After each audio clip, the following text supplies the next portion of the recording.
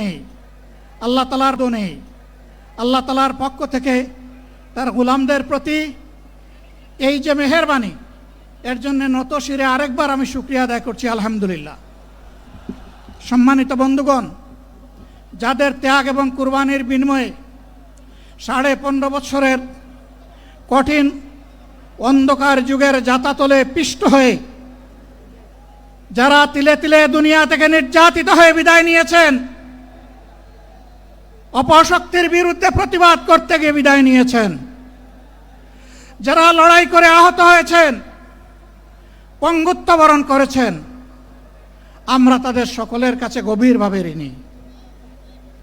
মহান আল্লাহর দরবারে তৌফিক চাই, বাংলাদেশ জামাতে ইসলামীর অস্তিত্ব যতদিন থাকবে আল্লাহ যেন তাদের ঋণ পরিশোধ করার শক্তিটাও ততদিন আমাদেরকে দান করেন।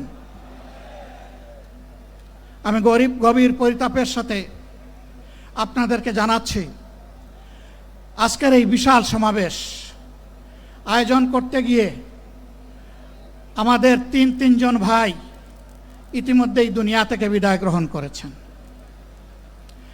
খুলনার দাবকুপ উপজেলার আমির জনাব মৌলানা আবু সাইদ বিদায় নিয়েছেন। পাবনার বয়োজ্যেষ্ঠ একজন মুরব্বী জনাব মুস্তাফিজুর রহমান, তারা এই আয়োজনে আসতেই পারেননি।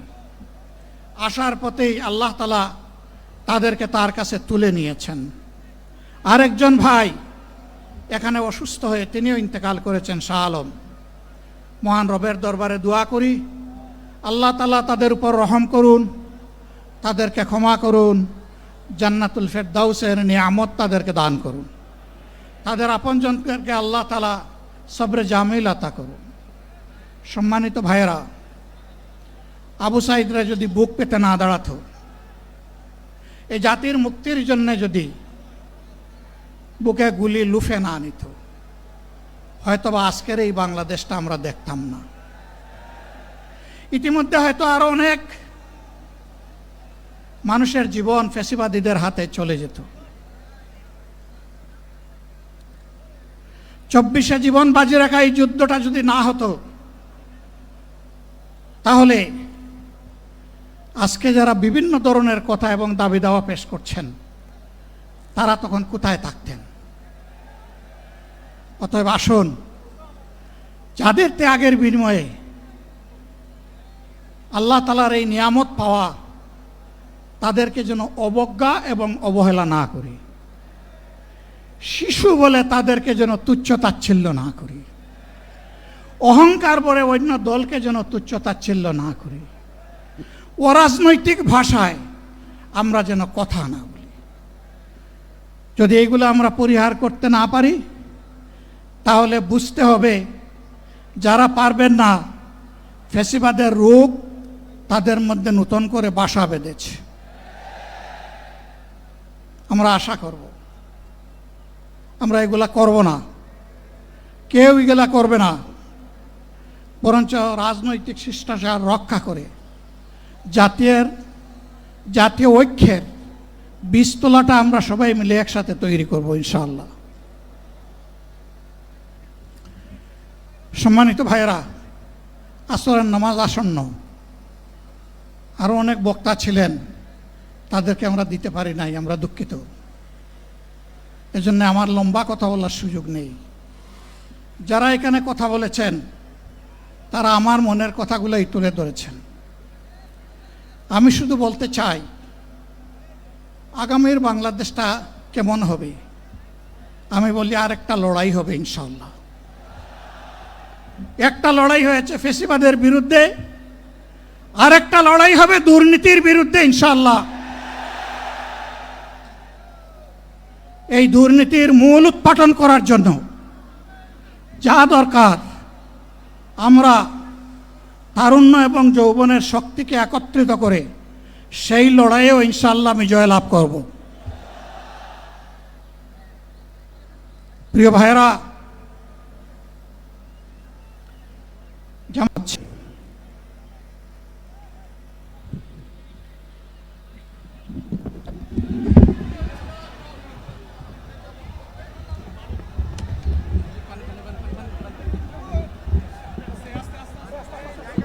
আপনারা অবস্থান করুন যার যার জায়গায়। আপনাদের যাবেন ইনশাআল্লাহ।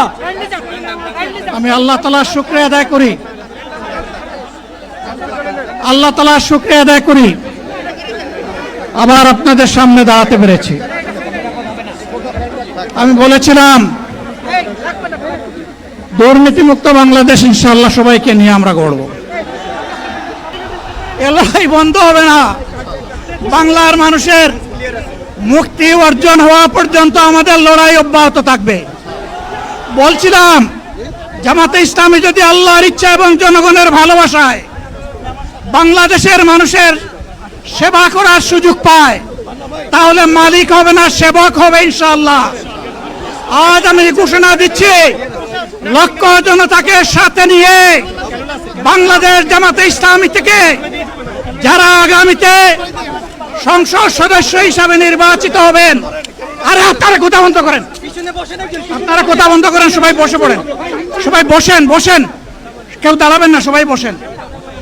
যদি আল্লাহর ইচ্ছায় জনগণের ভালোবাসায় বাংলাদেশ জামাতে ইসলামী থেকে সংসদ সদস্যরা নির্বাচিত হয়ে সরকার গঠন করেন, তাহলে কোন এমপি, কোন মন্ত্রী আগামীতে সরকার কিন্তু প্লট গ্রহণ করবে না। কোন এমপি এবং কোন মন্ত্রী ট্যাক্সবিহীন কোন গাড়ি চড়বে না। কোন এমপি এবং কোন মন্ত্রী তার নিজের হাতে কোনো টাকা চালাচালি করবে না।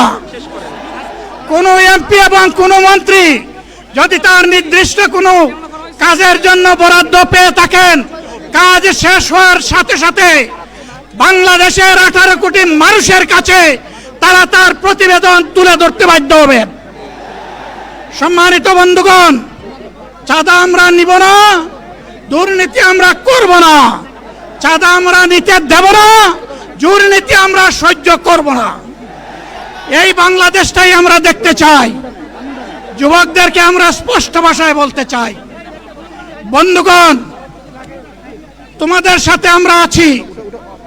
আমি আজকে জামাতের আমির হিসাবে এখানে কথা বলতে আসিনি। আমি এসেছি বাংলাদেশের 18 কোটি মানুষের একজন হয়ে কথা বলতে।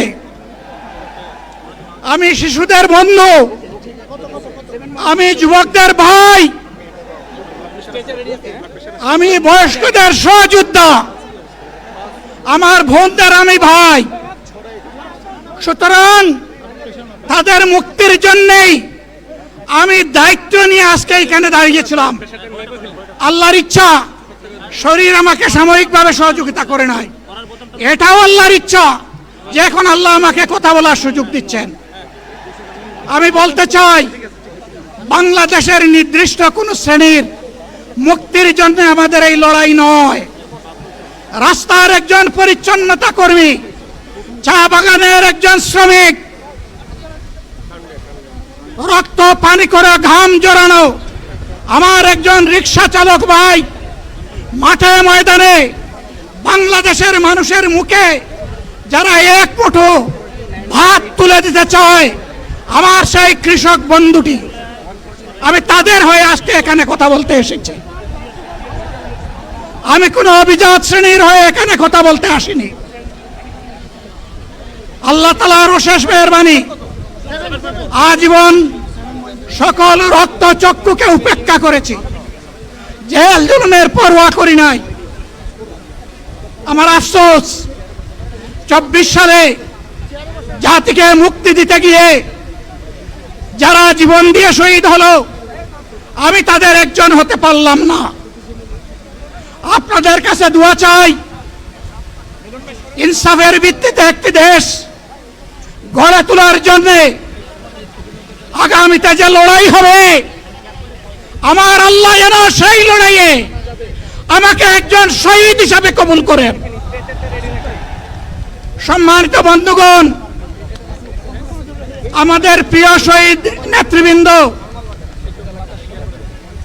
2006 সালের 28 অক্টোবর থেকে শুরু করে পল্টন গণহত্যা, শাপলা গণহত্যা, সারা দেশের গণহত্যা, পিলখানার গণহত্যা, 24-এর গণহত্যা, এই গণহত্যা যারা করেছে তাদের সকলের বিচার বাংলাদেশের মাটিতে নিশ্চিত করতে হবে। এদের বিচারের দৃশ্যমান প্রক্রিয়া শুরু না করা পর্যন্ত পুরানা ব্যবস্থাপত্রে বাংলাদেশ আর চলবে না। এতগুলো মানুষ এমনি এমনি জীবন দেয় নাই, জীবন দিয়েছে জাতির মুক্তির জন্যে। যদি বস্তাপোতা পুরানা সবকিছুই টিকে থাকবে তাহলে কেন তারা জীবন দিয়েছিল? যারা ওই বস্তাপচা ব্যবস্থাপনায় বাংলাদেশকে আবার গড়তে চান তাদেরকে আমরা বলি, জুলাই যুদ্ধ করে যারা জীবন দিয়েছে আগে তাদের জীবনটা ফেরত এনে দেন।